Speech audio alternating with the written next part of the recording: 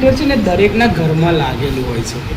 તમે ઓલરેડી જે છે ને પાવરનું જે કન્ઝમ્પશન થાય છે તમારા ઘરમાં એ કેટલા સમય માટે થાય છે એને એનર્જી કહેવાય. એનર્જી બરાબર થાય પાવર ઇન્ટુ ટાઈમ. શું થાય? Power into time. અને આ પાવર એટલે કે voltage into current into power factor cos phi. AC supply છે એટલા માટે ના સિંગલ ફેઝ છે એટલા માટે V into Y into T કહું છું. સમય તો ખરો તમારા ત્યાં આગળ જે છે આ છે તમારા સપ્લાયના વોલ્ટેજ, અને આ જે વોલ્ટેજ અને કરંટ વચ્ચેનો કોસાઇન એંગલ જે આ ફાઈ બને ને એ તમારા લોડના આધારે નક્કી થાય કે ભાઈ લોડ તમારો રેઝિસ્ટિવ છે, ઇન્ડક્ટિવ છે, એના આધારે આખા ઘરની અંદરમાં ટોટલ પાવર કેટલો કન્ઝ્યુમ થાય છે એનો પાવર ફેક્ટર ત્યાં આગળ નક્કી થતું. તમે જ્યારે બી જશો ને તો તમારું એનર્જી મીટર જે છે ને એનો યુનિટ હશે કિલોવોટ અવર. જો લખેલું હશે કિલોવોટ અવર. આને મીટરનો કોન્સ્ટન્ટ કહેવાય. 1200 રિવોલ્યુશન્સ પર કિલોવોટ અવર. એટલે કે તમારો જે પાવર કન્ઝ્યુમ થાય છે, જે એનર્જી જે છે એ કિલોવોટ અવરમાં છે, જ્યાં અવર એટલે ટાઈમ અને પાવર તમારો શેમાં છે? કિલોવોટમાં, જેમાં V into Y into cos phi થાય. V તમારા વોલ્ટેજ છે સપ્લાયના અને I એ તમારો કરંટ છે.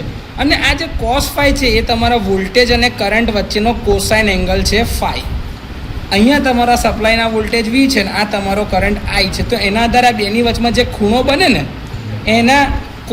એનો કોસ કરીએ ને અથવા તો એનો કોસાઇન એંગલ જે બનશે ને એને તમે પાવર ફેક્ટર એંગલ કહો છો. આ phi એને આધારે તમારો V into Y into cos phi બને છે ને T. ધારો કે તમારા ત્યાં આગળ તમારું પાવર કન્ઝમ્પશન 1 કિલોવોટ અવર છે. કેટલા? 1 કિલોવોટ. તો એને એવું કહેવાય કે તમે 1 કિલોવોટનો પાવર 1 કલાકમાં વાપરી રહ્યા છો, અથવા 0.1 કિલોવોટનો પાવર 10 કલાકમાં વાપરી રહ્યા છો. આ બંને એક જ થાય. કેમ કે આ તમારું શું છે? પ્રોડક્ટ કોની થાય? ભાઈ વોલ્ટેજ, કરંટ, cos phi અને કેટલો સમય માટે વપરાય છે એ બધાનો ગુણાકાર. જનરલી આપણી પાસે જે એનર્જી મીટર આપણા ઘરમાં હોય છે એ સિંગલ ફેઝના બી હોય કાં તો 3 ફેઝના હોય.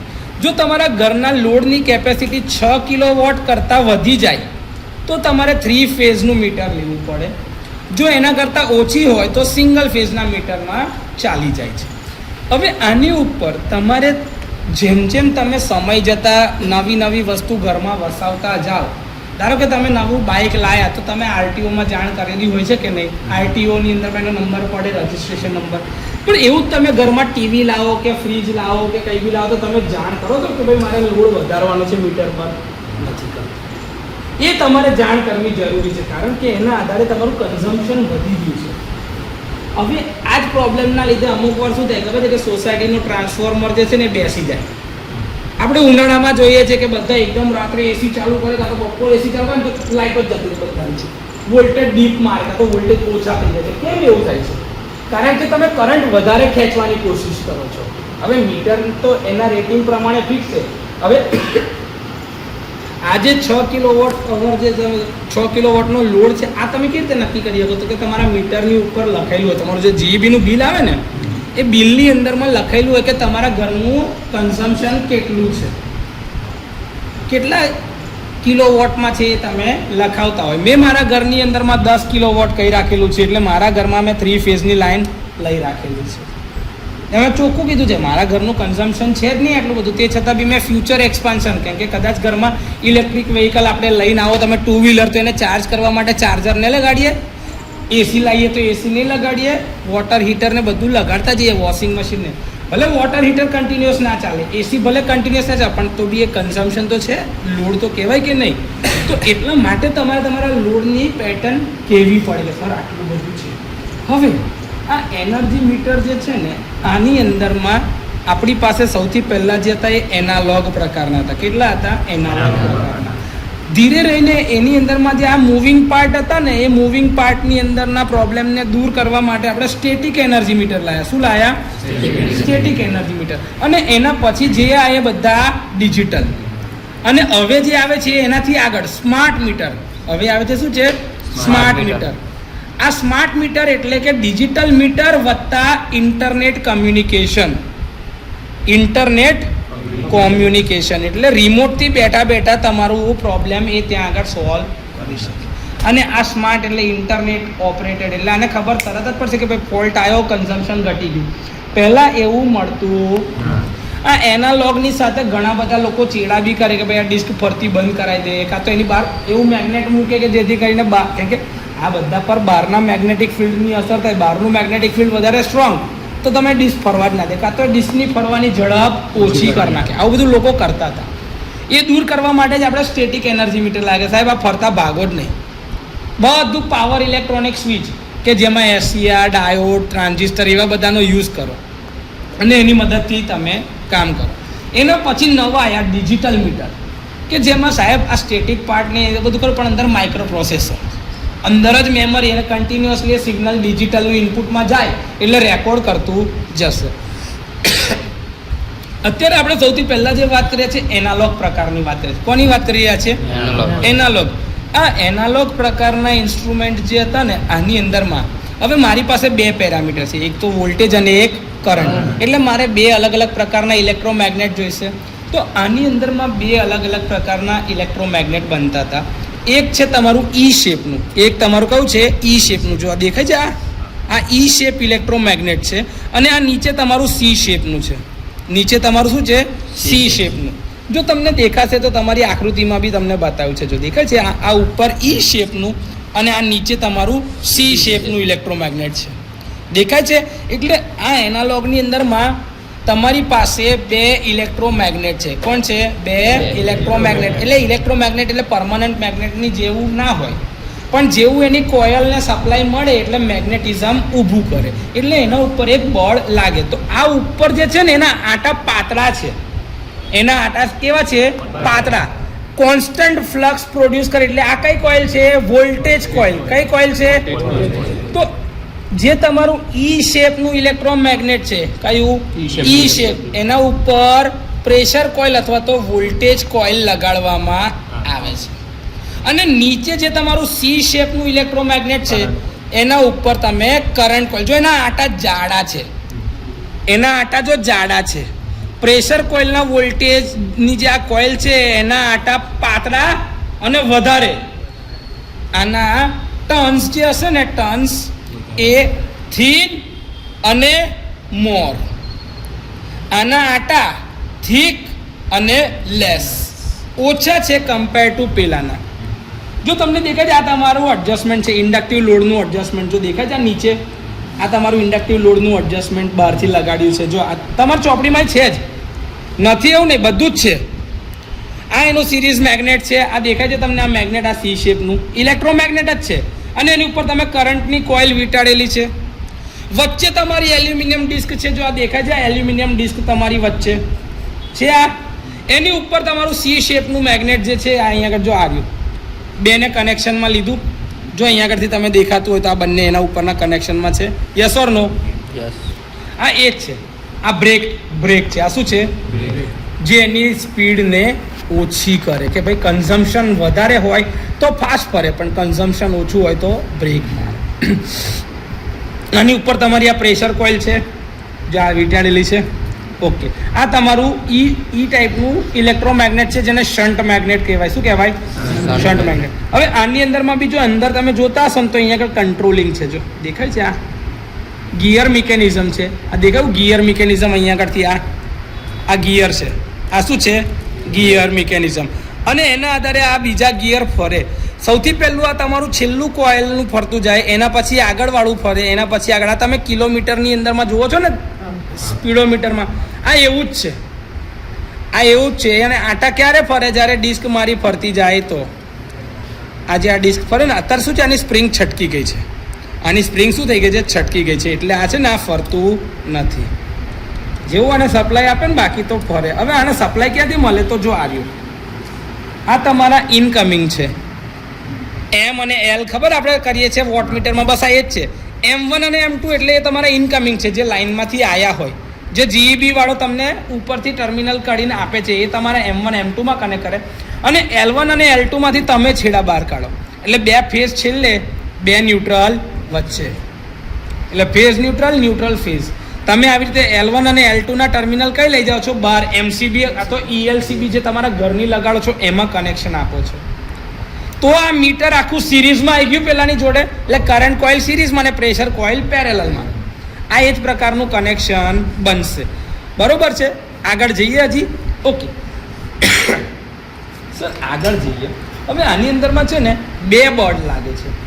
એક ફોર્સ કોના લીધે લાગશે? તો કે ભાઈ પ્રેશર કોઇલના લીધે, એક વોલ્ટેજ કોઇલ જે છે એના લીધે એક ફોર્સ લાગશે, અને બીજું કરંટ કોઇલના લીધે લાગશે. કરંટ કોઇલના લીધે બી એક ફોર્સ લાગશે.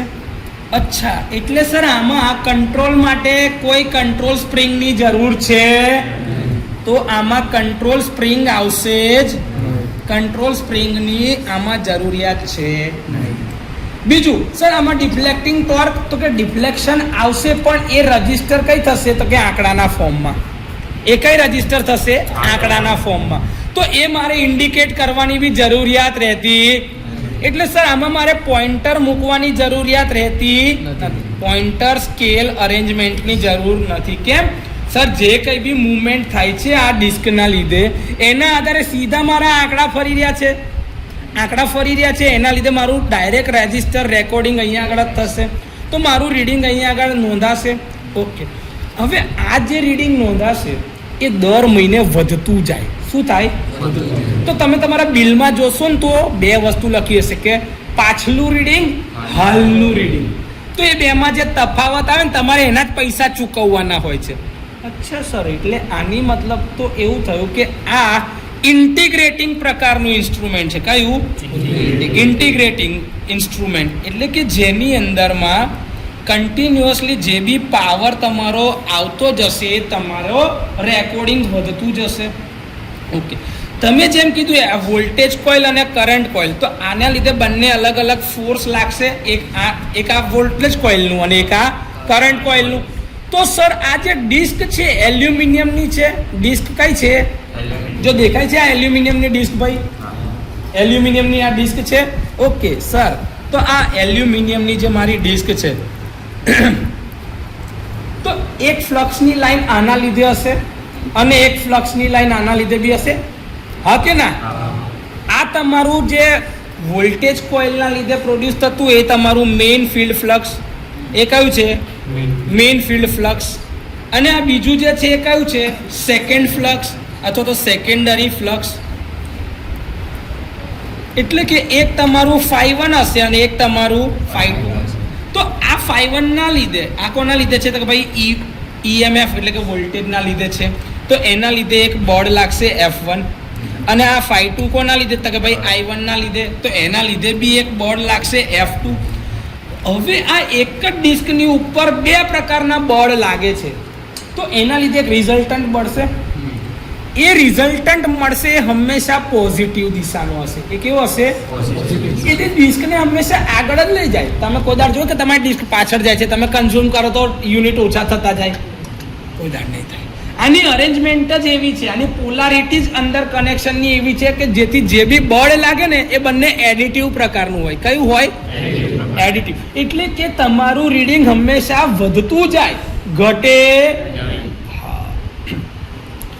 આની અંદરમાં જે બી ડેમ્પિંગ છે, ડેમ્પિંગ, એ ડેમ્પિંગ જે છે ને એ કયા લીધે છે ખબર છે? એડી કરંટના લીધે. કયા લીધે છે?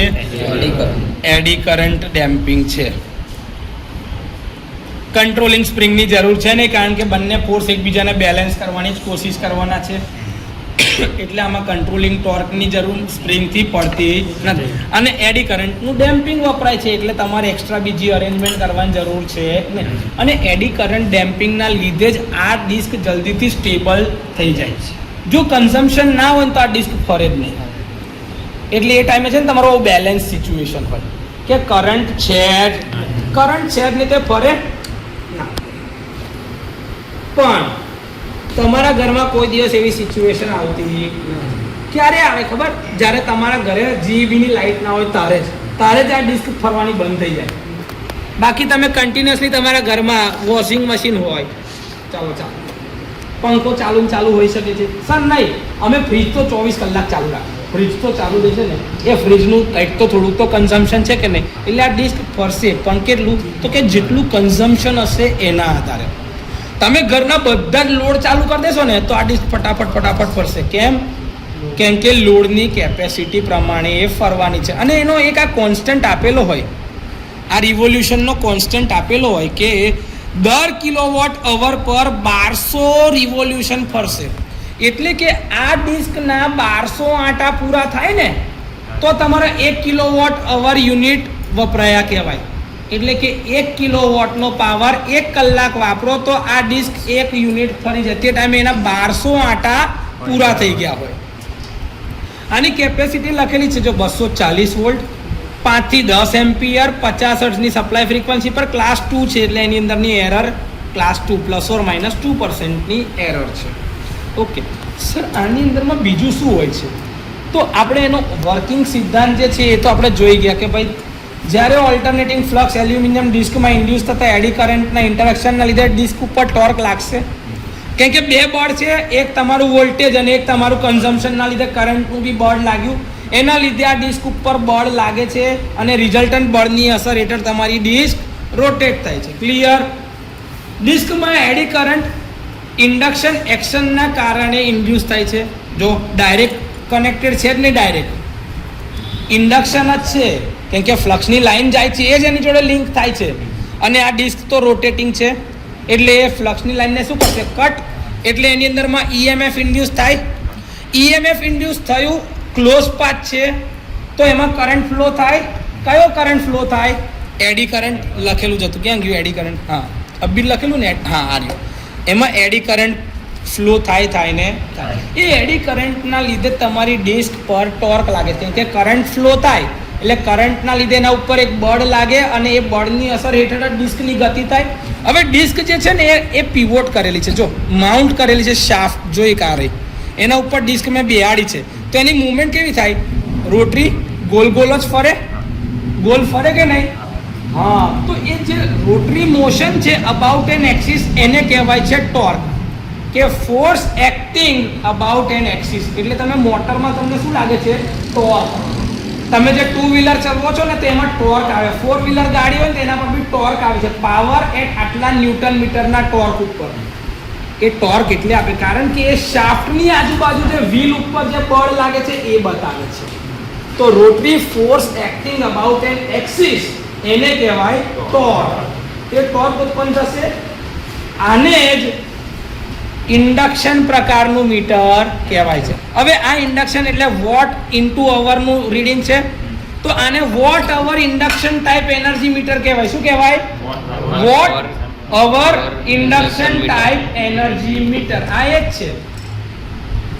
હવે પાછું એ જ આવ્યું જે તમને સમજાય કે ભાઈ બે ફ્લક્સ બનશે, એક વોલ્ટેજની કોઇલના લીધે ને એક કરંટના લીધે. જો લખેલું છે આમાં બે પ્રકારના ફ્લક્સ પેદા થાય છે.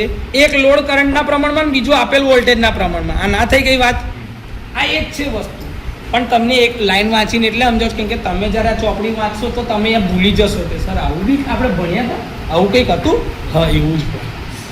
બંને ઓલ્ટરનેટિંગ ફ્લક્સના લીધે ડિસ્કમાં એડી કરંટ ઇન્ડ્યુસ થશે અને બે ટોર્ક ઉત્પન્ન થાય છે. એક કરંટના લીધે અને એક વોલ્ટેજના લીધે. જો મેં લખ્યું છે કે U∅1 I1 જો આ રહ્યું દેખાય છે. દેખાય છે. એના લીધે એક બળ લાગે છે જેના લીધે રિઝલ્ટન્ટ ટોર્ક લાગશે અને બે ટોર્કના લીધે એક ટોર્ક લાગશે. કે ભાઈ આ ટોર્કથી આ ગતિ કરતું તો બીજા એનામાં વધારો કરી આપ્યો એટલે એનું ટોર્ક શું થઈ ગયું? વધી ગયું. કન્ઝમ્પશન વધારે. હવે કરંટ જેમ જેમ વધતો જાય એમ એનું ટોર્ક વધતું જાય તો રિઝલ્ટન્ટ શું થાય? વધારે વધારે. તો આ ડિસ્કના આંટા. એટલે તમને તમારા ઘરમાં એવું કે ભાઈ જરૂર ના હોય ને એ ટાઈમે તમે લાઇટો પંખા બંધ રાખો. એટલે શું થાય? આની ઝડપ ઓછી થાય. એટલે કે યુનિટ જલ્દીથી બળે નહીં. એટલા માટે તમને આવું કે. હવે આની જે કન્સ્ટ્રક્શનની જે વાત કરી એની અંદરમાં 4 અલગ અલગ સિસ્ટમ છે. એક તમારી કે એને ચલાવવા વાળી એટલે ડ્રાઇવિંગ સિસ્ટમ. ડ્રાઇવિંગ સિસ્ટમ તો હોય કે નહીં? બીજી એની મૂવિંગ સિસ્ટમ જેમાં વેરિયેબલ પાર્ટ છે. આ ડિસ્ક ફરે છે ને, આ એની મૂવિંગ સિસ્ટમ છે. આ કઈ છે? મૂવિંગ. ડ્રાઇવિંગ સિસ્ટમ એટલે એના ફોર્સ કે બળ લાગ્યું કોના લીધે? તો ભાઈ વોલ્ટેજ કોઇલ અને કરંટ કોઇલના લીધે. તો એની શું થઈ? Driving system.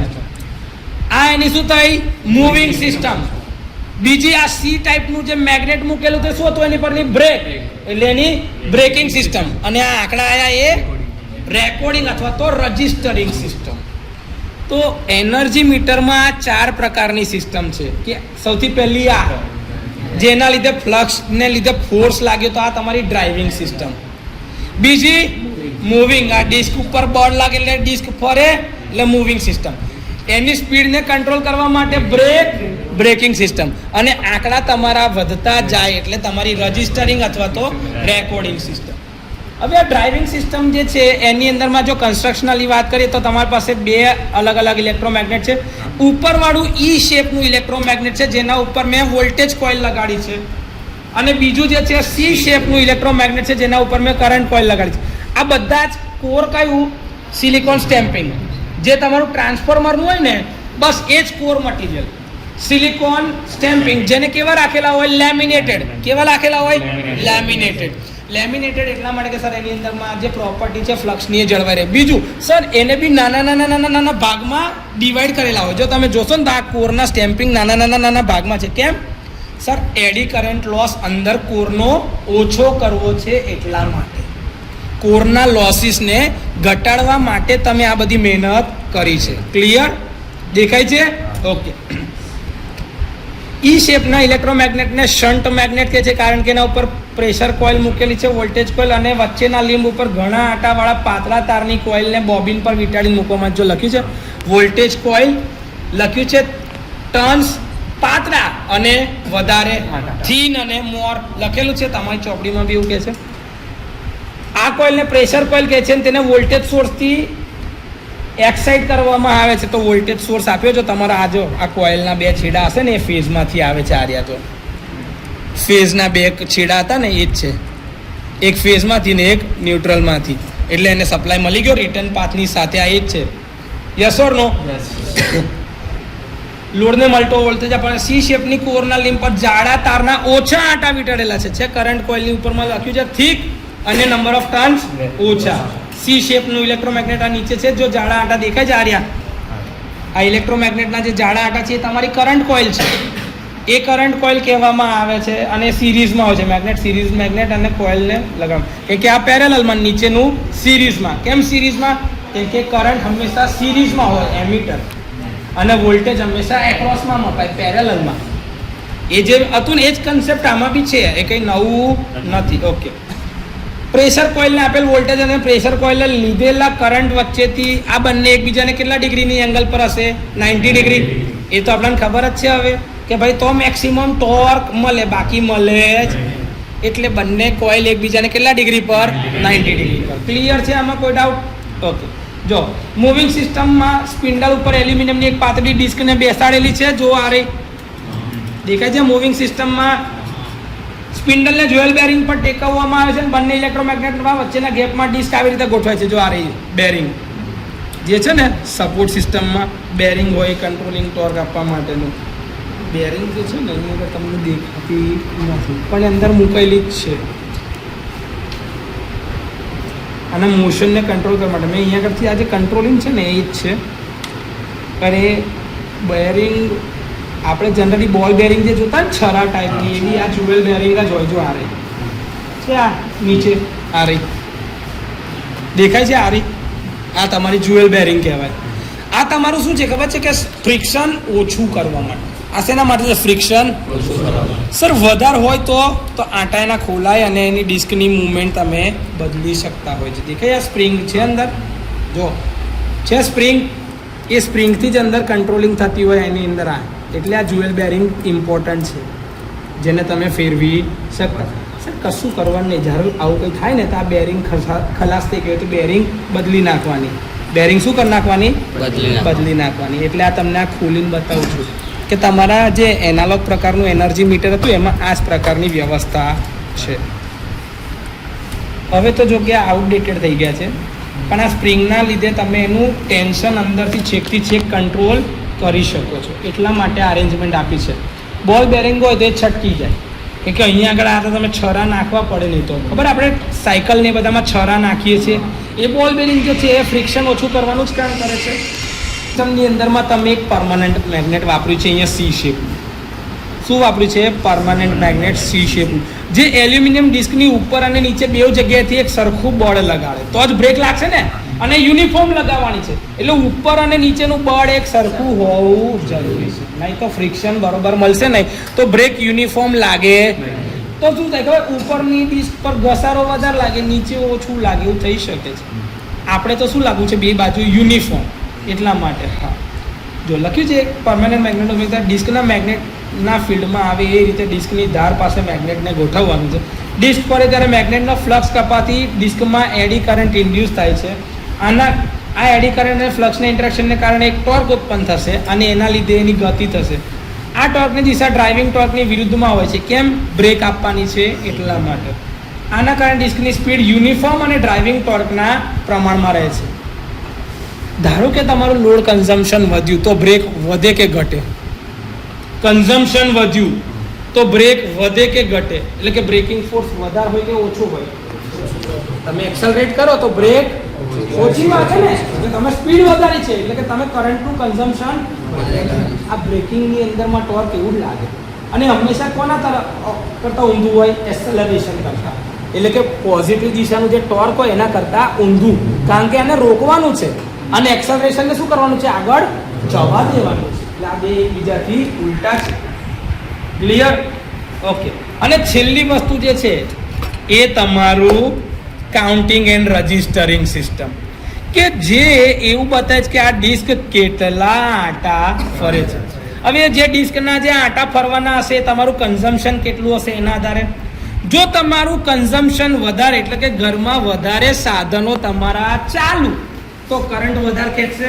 કરંટ વધારે ખેંચે તો આના ઉપર જે ટોર્ક લાગતું હતું એ વધી ગયું. ટોર્ક લાગતું વધી ગયું તો આની સ્પીડ વધારે, તો આના આટા જલ્દી ફરે, તો આના 1200 રિવોલ્યુશન જેવા થાય ને એટલે આનું 1 યુનિટ વપરાઈ જાય. તો એ 1200 આટા જલ્દી ફરે. આને મીટર કોન્સ્ટન્ટ કહેવાય. શું કહેવાય? Meter constant. જો લખેલું જ છે.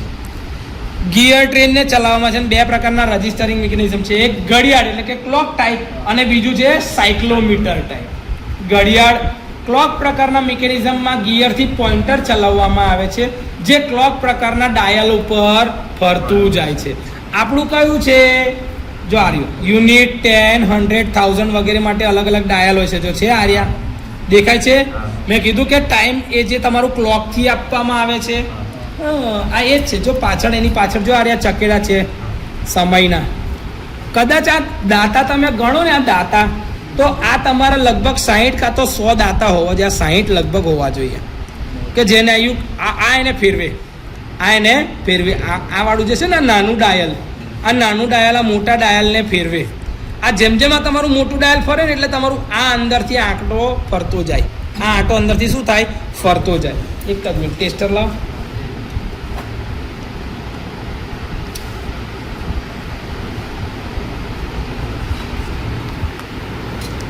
આ ખુલી જશે એક જ મિનિટ. તમને મારે છે ને બતાવ, પછી આને મારી દઈશું, આપણે પિન મારી દઈશું.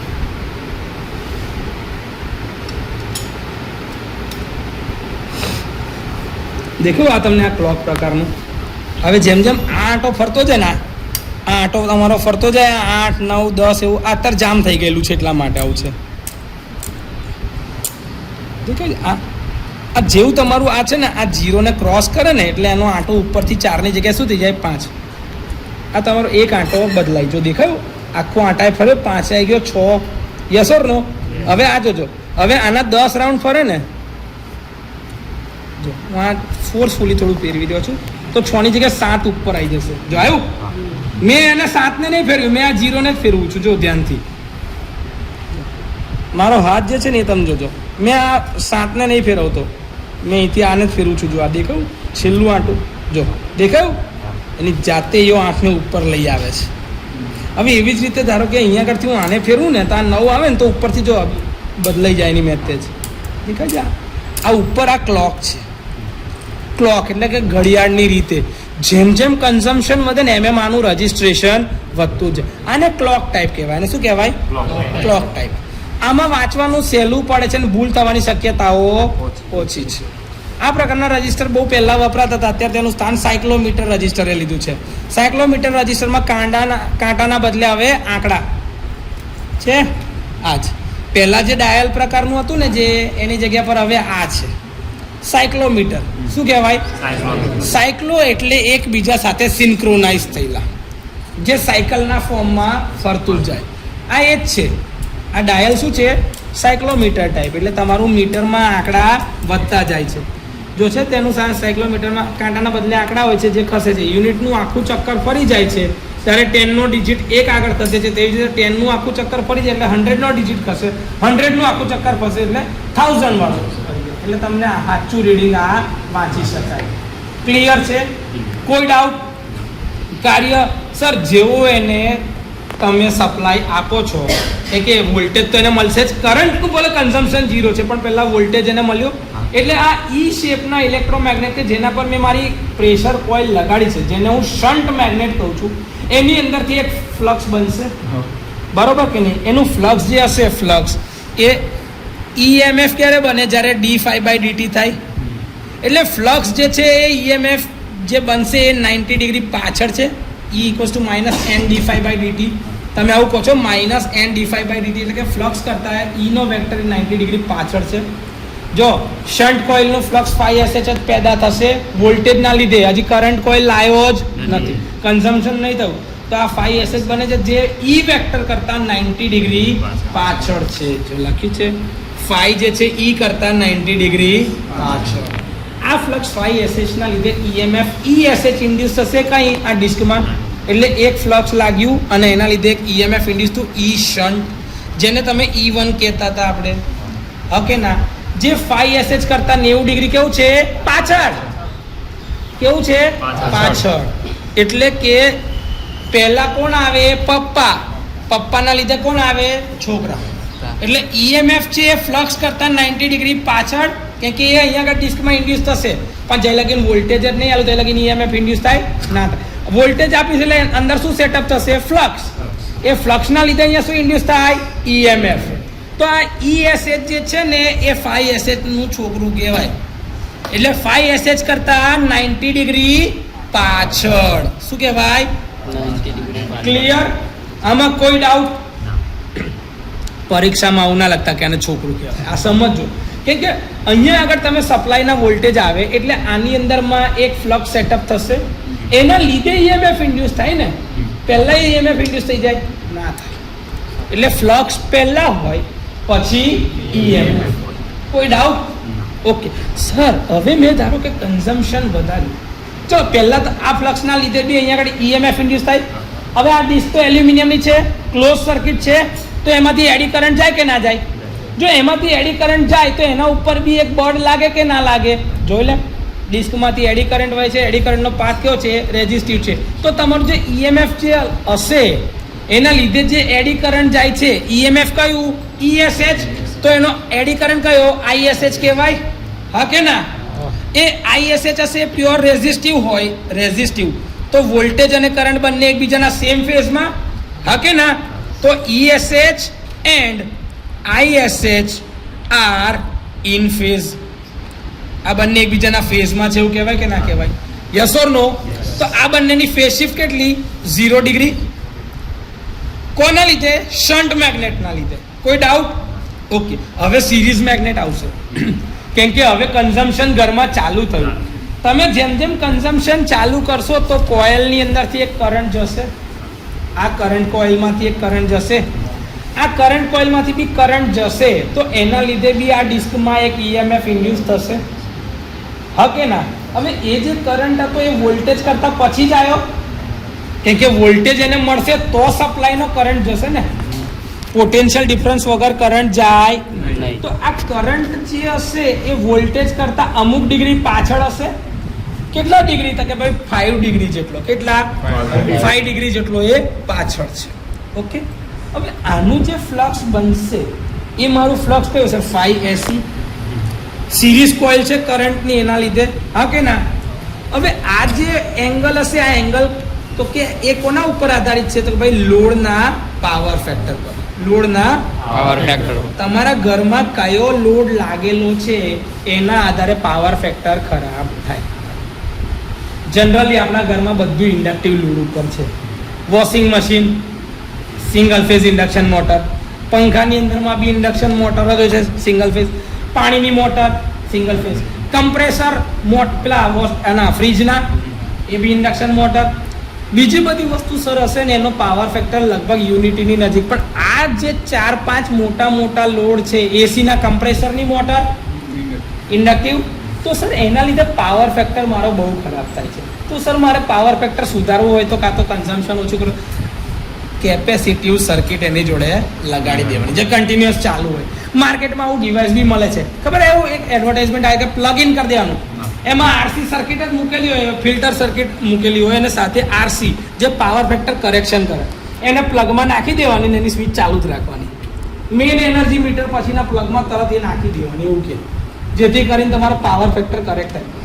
આ જે છે ને આ જે વસ્તુ એ તમારા એપીએફસી જેવું છે, ઓટોમેટિક પાવર ફેક્ટર કરેક્શન. ઇન્ડસ્ટ્રીમાં આ હોય, પાવર ફેક્ટર સુધારવા માટે ઇન્ડસ્ટ્રીમાં આ વસ્તુ હોય છે. ઓકે સર, હવે આપણે જે કહીએ છીએ તો મારું ફ્લક્સ સિરીઝનું છે. ફ્લક્સ જે સિરીઝનું છે એ કોના લીધે લાગ્યું? તો ભાઈ કરંટ સિરીઝ વાઇન્ડિંગનો જે મારો કરંટ હતો એ. હવે એના લીધે જે ઈએમએફ ઇન્ડ્યુસ થાય છે એ કરંટ વેક્ટર કરતાં 90 ડિગ્રી પાછળ છે. કેમ પાછળ? કેમ કે આ લેગિંગ છે, પ્યોરલી ઇન્ડક્ટિવ. કેવી?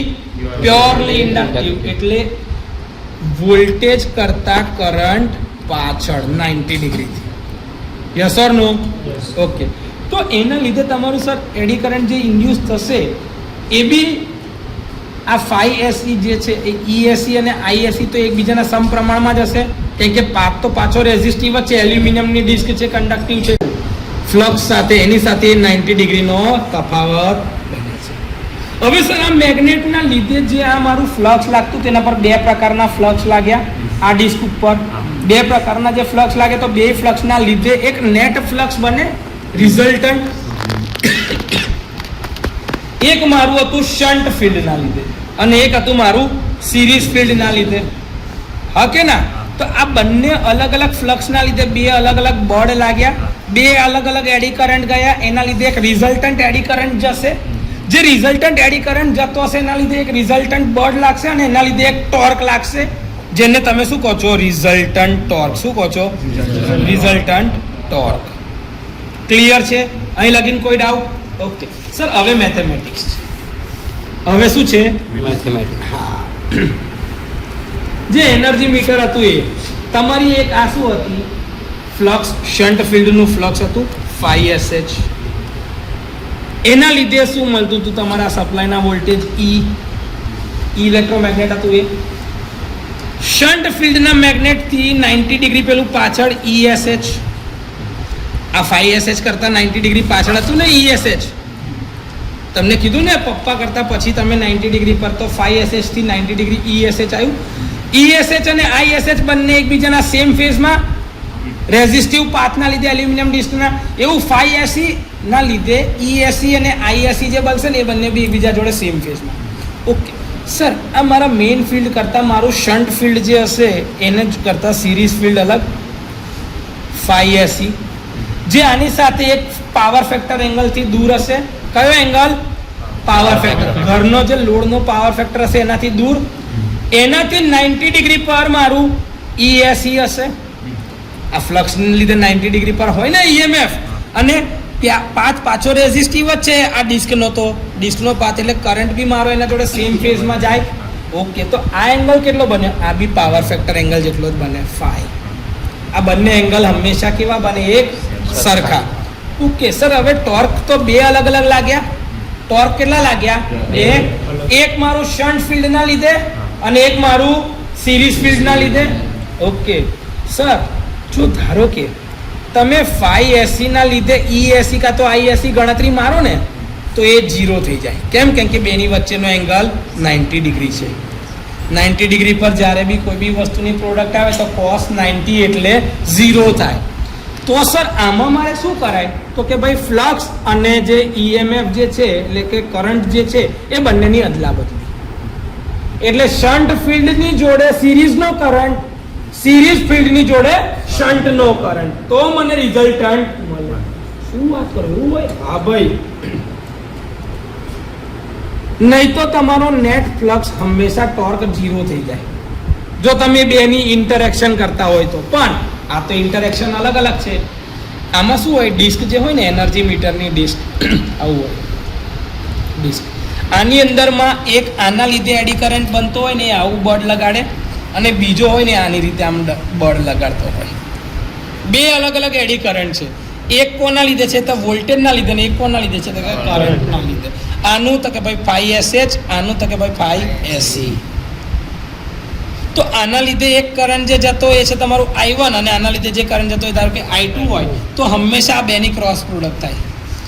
5SE into I1 અને 5SH into I2 આ બંને ટોર્ક બનાવે ઓપોઝિટ પોલારિટીને, જેને કહેવાય ક્રોસ પ્રોડક્ટ. શું કહેવાય? Cross product. તો જ તમારું ટોર્ક બનશે, બાકી રિઝલ્ટન્ટ ટોર્ક હંમેશા 0 થઈ જાય કે કોસાઇન એંગલ 0. ઓકે સર, બેની વચ્ચેનો એક એંગલ લેવો પડશે તો કે હા લેવો પડશે. જો તમને અહીંયા આગળ તમારા ચોપડીમાં બી મેથેમેટિક્સમાં બતાવ્યું છે કે ડેમ્પિંગ ટોર્ક અથવા તો જે મેઇન ડ્રાઇવિંગ ટોર્ક જે છે તમારું, જે ડિફ્લેક્ટિંગ ટોર્ક આપણે કહેતા હતા એ જ છે TD, એ શન્ટ ફિલ્ડ 5SH અને સિરીઝનો કરંટ એટલે I2. જો મેં અહીંયા I2 લખ્યો છે, સિરીઝનો કરંટ છે અને એની વચ્ચેનો એંગલ cos phi, હા કે ના, નેગેટિવમાં. 5SE એટલે હવે સિરીઝનું ફિલ્ડ, શન્ટનો કરંટ અને total angle 180 minus 5. Total angle કેટલો? 180 માઇનસ 5. જો ને સિરીઝનું ફ્લક્સ, શન્ટનો કરંટ, તો એ બે વચ્ચેનો એંગલ શું થાય? ટોટલ 180 માઇનસ 5 કરું તો આ બે વચ્ચેનો એંગલ મળી જાય, હા કે ના? અને એવું આની વચમાં હોય તો કે ભાઈ શન્ટનું એટલે સિરીઝનો કરંટ, શન્ટનું ફિલ્ડ, એ બે વચ્ચેનો angle 5. Yes or no? Clear છે? બે વચ્ચેનો એંગલ 5. લેગિંગમાં હોય તો માઇનસ, લીડિંગમાં હોય તો plus. Yes or no? Okay. તો મને આ ટર્મની અંદરમાં હવે કોઈ ડાઉટ કરું કે સર મારા બે એંગલ કેવી રીતે આવ્યા? કોઈ ડાઉટ નહીં ને? હવે એંગલ ખબર પડી ગયા? જો મેં તમને અહીંયા સમજાવી દીધું, ફ્લક્સ સિરીઝનો હોય તો શન્ટનો કરંટ, ફ્લક્સ શન્ટનો હોય તો સિરીઝનો કરંટ, તો જ તમારું નેટ ટોર્ક મળે, બાકી મળે જ નહીં. તો રિઝલ્ટન્ટ 0 થઈ જશે, કારણ કે બંને એકબીજાથી 90 ડિગ્રી પર છે. જોઈ લો, બંને એકબીજાથી 90 ડિગ્રી પર, ને cos 90 એટલે 0. તો બંને ટોર્ક 0 મળે તો ડિસ્ક ફરે જ ના. એવું થવાનું જ કોઈ દાડ, કેમ કે બંનેના લીધે એક અલગ અલગ પ્રકારના એડી કરંટ લાગવાના છે, જેના લીધે રિઝલ્ટન્ટ લાગવાનું છે. ક્લિયર છે? ઓકે. તો સર મારું જે ટોર્ક લાગે છે એ shunt field, series current cos phi વત્તા સિરીઝ ફિલ્ડ, શન્ટ કરંટ અને 180 માઇનસ 5, તો cos phi થઈ ગયું. સિમ્પલ. Yes or no? આમાં કોઈ ડાઉટ હોય તો બોલો. હવે શન્ટ ફિલ્ડ કોના લીધે છે? વોલ્ટેજના લીધે. જો આપણે લખેલું છે આર્યું 5SH કોના લીધે છે? 5 એ E1 ના લીધે છે, સપ્લાય વોલ્ટેજના લીધે, કારણ કે એ પ્રેશર કોઇલથી વોલ્ટેજ મળે છે, તો એ મારા E ના પ્રમાણમાં છે. અને સિરીઝ ફિલ્ડ કે ભાઈ ESE ના લીધે, અને એ કોના લીધે? કે 5SE, અને એ કોના લીધે? કરંટના લીધે. તો સર જ્યાં આગળ 5SH દેખાય ત્યાં E લખું અને 5SE દેખાય ત્યાં I લખું તો ચાલે? હા ચાલે. તો હવે મારું શું બનશે? શન્ટનો કરંટ કોના લીધે? તો કે શન્ટના વોલ્ટેજના લીધે, એ શન્ટના ફ્લક્સના લીધે ને એ શન્ટના વોલ્ટેજના લીધે. એવી રીતે તો મારો કરંટ હવે શું બને ખબર છે? ડેમ્પિંગ ટોર્ક અથવા તો ડિફ્લેક્ટિંગ ટોર્ક જે તમારો તે શું બન્યું? 5SH કોના લીધે છે? E ના લીધે. ISE કોના લીધે? તો કે કરંટના લીધે, એટલે I, અને cos phi તો કે ભાઈ cos phi એવું ને એવું, પ્લસ 5SE કોના લીધે? કરંટના લીધે. ISH કોના લીધે? વોલ્ટેજના લીધે. તો V into I into cos phi થઈ ગયા. તો EI cos phi, EI cos phi, EI cos phi વત્તા EI cos phi એટલે ડબલ થઈ ગયું. તો 2EI cos phi કહેવાય. બે તો અચળાંક છે, બહાર કાઢ લો સાહેબ. તો મારું જે બી ડિફ્લેક્ટિંગ ટોર્ક લાગ્યું એ કોના પ્રપોર્શનમાં છે? E into I into cos phi, એટલે કે પાવરના સમપ્રમાણમાં છે. તો ડ્રાઇવિંગ ટોર્ક હંમેશા એ તમારા પાવર ઉપર આધારિત છે. હવે તમે જેમ જેમ એની સ્પીડ વધારતા જાઓ છો એમ એની ઝડપ ઓછી થશે. ધારો કે બ્રેકિંગ ટોર્ક બી તો લાગશે. બ્રેકિંગ ટોર્ક શું કરશે? એની સ્પીડ ઓછી કરશે અને કન્ઝમ્પશન એની સ્પીડ વધારશે. તમે જેમ જેમ ખાઓ તો આવો તો પૈસા બી તો વધારે ચૂકવવા પડશે ને, અને ભાગી જ જવાનો હોય તો નહીં ચૂકવવા. એનો મતલબ છે બ્રેકિંગ ઓપોઝિટ છે એક્સલરેશન કરતા. તો આ એક છે તમારું બ્રેકિંગ ટોર્ક જે છે સ્પીડ ઉપર આધારિત છે. હા કે ના? તમે જેટલું ઝડપથી વધારે બ્રેકિંગ કરશો એટલી સ્પીડ ઓછી થતી જશે. અને જે ડ્રાઇવિંગ ટોર્ક જે છે એ તો પાવરના સમપ્રમાણમાં છે. તો તમારું જે બ્રેકિંગ ટોર્ક લાગ્યું એ સ્પીડના સમપ્રમાણમાં એટલે કે વોટના સમપ્રમાણમાં છે પાવર. તો એ બંનેને સરખાવો સમયની સાપેક્ષે. તો ઝડપ ઇન્ટુ ડીટી અને એનો આખા સમયનો સરવાળો જે 2 મહિના છે ને આ 2 મહિના એટલે ડીટી. આ 1 દિવસ ડીટી એટલે 1 દિવસ પણ એવા કેટલા ટોટલ 60 દિવસ. તો એમાં 0 થી 60 લેવું પડે.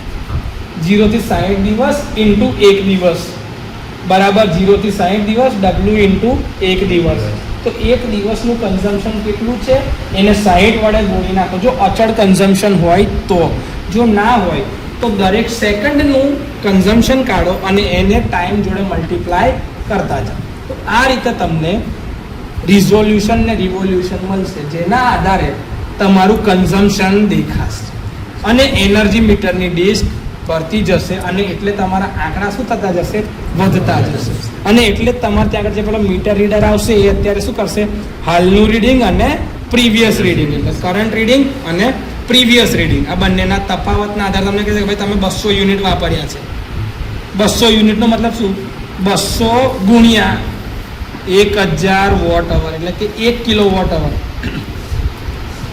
એટલે કે તમારી ડિસ્કના ટોટલ રિવોલ્યુશન જ્યાં 1200 હતા તો 200 ગુણ્યા 1200 ચકેડા તમારી ડિસ્ક ફરી ગઈ આખા મહિના 2 મહિનાની અંદરમાં. આવી રીતે ગણતરી થતી. ક્લિયર? કોઈ ડાઉટ? કનેક્શન આ રહ્યું જી બીમથી બહારથી આવ્યું ફેઝ ને ન્યુટ્રલ અને એ તમારા ઘરના લોડમાં ગયો ને અહીંયા કરતી લાઇનમાં ગયું. જો આ લાઇનમાં ફેઝ અને ન્યુટ્રલ લોડમાં તમારા ઘરમાં ગયું. ઈ શેપના ઇલેક્ટ્રોમેગ્નેટને વોલ્ટેજ કોઇલ અને અહીંયા કરતી આ તમારી કરંટ કોઇલ સિરીઝમાં. પ્રેશર કોઇલ પેરેલલમાં, કરંટ કોઇલ સિરીઝમાં. આ તો ના જ આવડે ને જો આર્યું ડાયાગ્રામ.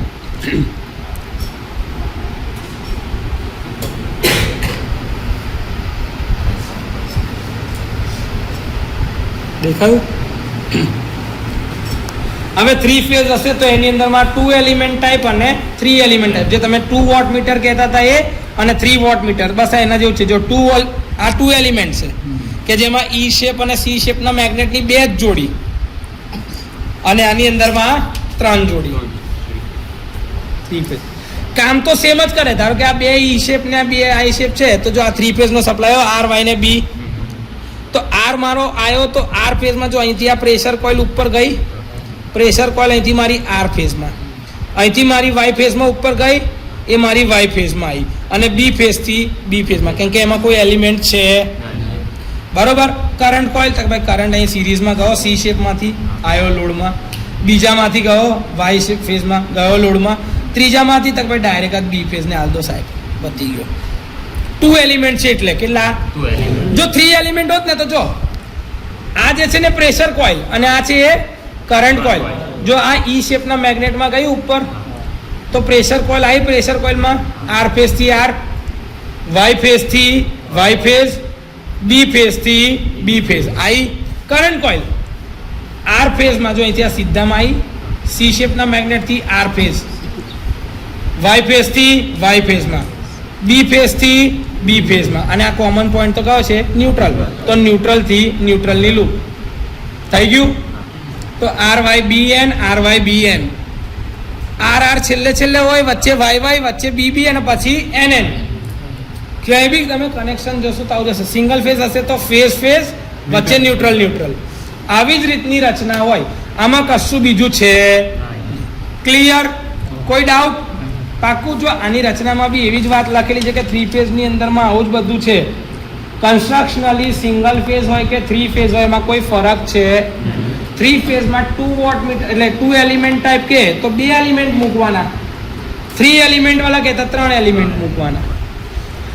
ડિસ્ક જે છે ને એ કોમન એક જ સ્પિન્ડલ ઉપર હોય. હા, ડિસ્ક એક જ સ્પિન્ડલ ઉપર હોય. હા, ખાલી એલિમેન્ટ 3 છે પણ 3 ડિસ્ક એક જ સ્પિન્ડલ ઉપર છે એટલે શાફ્ટ એક જ. શાફ્ટ એક આર ફેઝમાં હોય, એક વાય ફેઝમાં હોય અને એક બી ફેઝમાં. સર બ્રેકિંગ મેગ્નેટ કેમ એક જ જગ્યાએ મૂક્યું? અલા ભાઈ 3 એક જ શાફ્ટ ઉપર છે તો ઉપરથી બ્રેક વાગશે તો પેલા નીચે 2 માં નહીં વાગી જાય? એક જ શાફ્ટ ઉપર છે. હા કે ના? તમે ધારો કે એવું કહો કે એન્જિનનો પાવર બંધ કરો તો પહેલો ડબ્બો ઊભો રહે તો બીજા ડબ્બા નહીં ઊભા રહી જાય. કેમ? બધા એક જ પાવરથી ચાલે, એક જ શાફ્ટ ઉપર હોય તો આવું થાય. એટલા માટે એક જ જગ્યાએ મેગ્નેટ મૂકી ના ચાલે ના તો. કન્સ્ટ્રક્શનલી જે પાર્ટ ઓછા વપરાય તો એટલા પૈસા તમારા બચે, ડિઝાઇન એટલી સારી કહેવાય. એટલા માટે એક જ જગ્યાએ મેગ્નેટ. સર મારે તો 3 જગ્યાએ મૂકવો છે, મૂક, પણ 3 અચળાંક કોમન હોવો જરૂરી છે પછી. બાકી એસ જ કોઈ ફેર નહીં પડે, કેમ કે આ યુનિફોર્મ ડિસ્ટ્રીબ્યુશનમાં હોય. એટલે આપણા ઘરમાં ફેઝ ડિસ્ટ્રીબ્યુટ બી કરેલા હોય. જો 3 ફેઝનું મીટર હોય ને તો એટલે ભાઈ બધા ફેઝમાં એક હરખું લોડ આવે, બેલેન્સ લોડ કન્ડિશનમાં લેવું કરવાનું. સિમ્પલ. આવડે? હવે એનર્જી મીટરની અંદરમાં કયા કયા પ્રકારની એરર આવે? તો સૌથી પહેલાં પેલું જે 90 ડિગ્રીની ફેઝ શિફ્ટ મળવી જોઈએ એ ના મળે, એ ફેઝ એરર ક્રિએટ કરે. શું બને?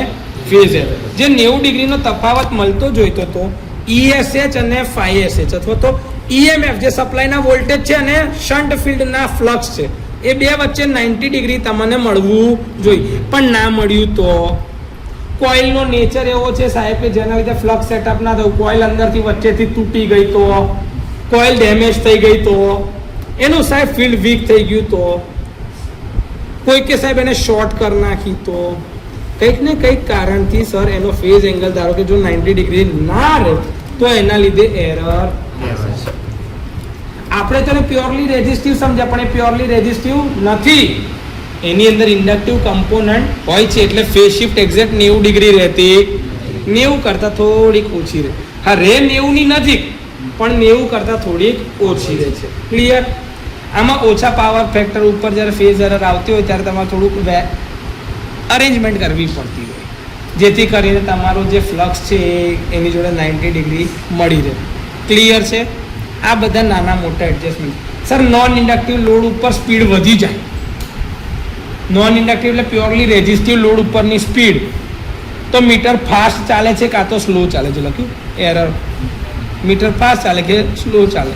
બ્રેકિંગ મેગ્નેટની જે પોઝિશન હોય એ બરોબર ના હોય તો બી આ પોસિબલ થતું. ઘણા લોકો એની સાથે ચેડા કરતા હોય.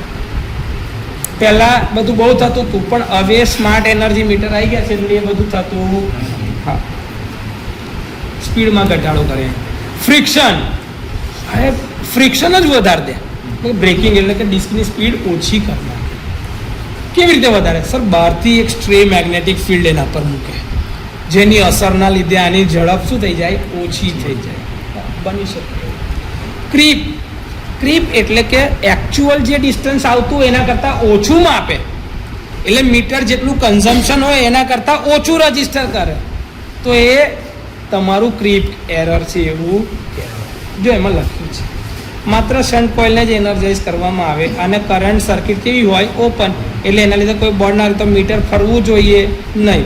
આ સંજોગોમાં મીટર ધીમું ફરતું માલુમ પડે તો મીટરમાં ક્રીપ એરર છે એમ કહેવાય. કે કરંટ જ ના જતો હોય, કોઈ લોડ જ ના હોય તો મીટર ફરવું જોઈએ નહીં. પણ તોય ધીમું ફરતું રહે તો એનું નુકસાન કોને છે? કન્ઝ્યુમરને, આપણાને. એ જીબીને થોડી નુકસાન છે. તો આપણે જેમ કહેવું જોઈએ ભાઈ બધા લોડ બંધ કરીને જોવાના કે ભાઈ બધા લોડ બંધ છે તો મીટરમાં 0 કરંટ દેખાય છે. જો દેખાતો હોય તો તમારું મીટર ઓકે છે, જો નહીં તો એરર આવતી હોય કોઈ જાતની. બરાબર છે. ટેમ્પરેચરના લીધે અમુક વાર શું થાય કે આ કોઇલ ગરમ થઈ જાય તો એ કોઇલના લીધે એનું ઇન્સ્યુલેશન પર અસર થાય, તો એના ઇન્સ્યુલેશન ડેમેજ થઈ શકે, કાં તો ડિસ્કની ઉપર અસર થાય. આ બધી અસરના લીધે તમારા એડી કરંટની કિંમતમાં ઘટાડો થાય ને પછી સ્પીડ ઓછી થાય, બધું પોસિબિલિટીઝ છે. તો આ વસ્તુના પ્રોબ્લેમને આપણે દૂર કરવાના છે. શું કરવાનું છે? દૂર કરવાના છે. એના પછી જ આપણે સ્ટેટિક એનર્જી મીટર લાયા. શું લઈ આવ્યા? Static energy metre. હા,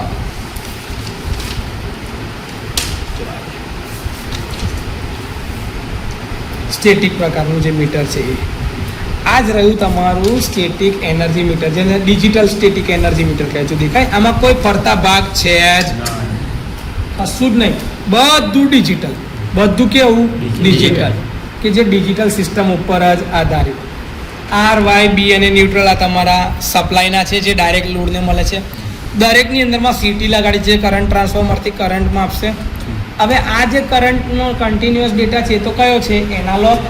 તો મારે એનાલોગનો એક બ્લોક મૂકવો પડશે જ્યાં કરંટ આવતો હશે ને એનાલોગના કન્ટિન્યુઅસ વોલ્ટેજ બી લેવા પડશે. એટલે મેં ત્યાં આગળ શું લગાડ્યું? પોટેન્શિયલ ટ્રાન્સફોર્મર પીટી લગાડી દીધા. હવે એના બી વોલ્ટેજના બી એનાલોગ બ્લોક આવ્યા. પણ માઇક્રો પ્રોસેસર જે મૂક્યું એ તો ડિજિટલ સિસ્ટમ પર કામ કરે, તો મારે શું કરવું પડશે? A to D converter. શું મૂકવું પડે? A to D converter. Analogue to digital converter. તો A to D કન્વર્ટર મૂકવા પડે. આ ADC જે આ એનાલોગ સિગ્નલને શેમાં કન્વર્ટ કરે? ડિજિટલમાં. અને ડિજિટલ સિગ્નલ કઈ જાય? માઇક્રો કંટ્રોલર અથવા તો માઇક્રો પ્રોસેસરમાં. જે ત્યાં આગળ એના રજિસ્ટરિંગમાં જે અંદર સ્ટેપર મોટર મૂકી હોય એને ગોલ ગોલ ફેરવતું જાય એટલે તમારું રીડિંગ વધતું જાય. અને છેલ્લે તમને આવે પલ્સ કાઉન્ટર અથવા તો રજિસ્ટર કે જેની અંદરમાં કાઉન્ટર સમય મૂકેલો છે. કાઉન્ટર એની ક્લોક ફરતી હોય જેના આધારે તમારું મીટરનું રજિસ્ટ્રેશન અથવા તો રીડિંગ ચાલુ હોય. અને તમે જ્યારે બી લેવા જાઓ એટલે તમને આ રીડિંગ શું કેવું મળે? અપડેટેડ. અને તમે પાછલું રીડિંગ તો મીટરમાંથી લીધેલું હોય એટલે છપાઈને જ આવ્યું હોય અને હાલનું રીડિંગ તમે હમણાં લખ્યું હોય એટલે ખબર પડી જાય. એ બે વચ્ચેનો તફાવત નીકળે એટલે તમારું બિલ કેટલું થયું એના આધારે તમે બિલ ભરો છો. ક્લિયર? આમાં કોઈ ડાઉટ? ડિજિટલ મીટર જે છે હંમેશા ડિજિટલ સિગ્નલ ઉપર જ કામ કરશે. એટલે તમે જેટલા બી એનાલોગ સિગ્નલ લીધા એને તમારે ડિજિટલમાં કન્વર્ટ કરવા પડે. એટલે ADC નો બ્લોક મૂકવો જ પડે.